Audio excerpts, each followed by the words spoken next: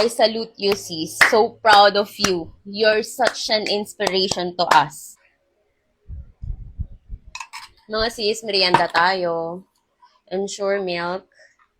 And then, Rebisco na honey butter. Minsan lang ako kumain nito, wala na kasing skyflakes.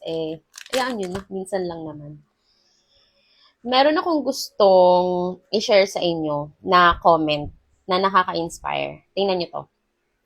Tama ka dyan, huwag tayo maniwala sa sabi-sabi. Ako nagka-breast cancer stage 3. Nag-undergo din ako ng chemotherapy at radiation therapy. Ngayon, 10 years na akong survivor.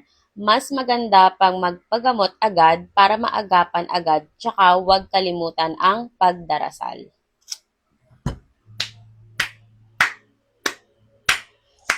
I salute you, sis. So proud of you. You're such an inspiration to us.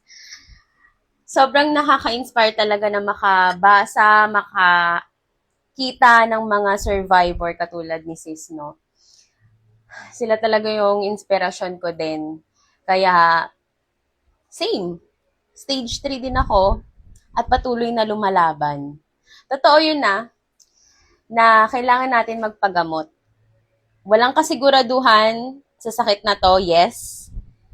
May nananalo, may natatalo, pero pag nasa puso mo ang Panginoon, panalo ka na. 'Di ba? Ganun lang. Lakasan niyo yung loob niyo, lalo na sa mga bagong diagnose dyan. Yes, it's normal and it's valid na umiyak, maglumpasay, sumigaw, malugmok. Pero, kailangan nyo mag-move on and move forward agad.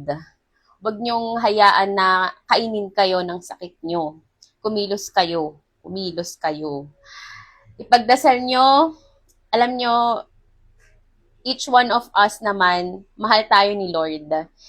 And meron siyang unique gift sa atin. Gamitin natin yon and maniwala at magtiwala tayo sa Kanya na gagabayan niya tayo sa journey na to. Okay? So, laban lang tayo mga ka-warrior.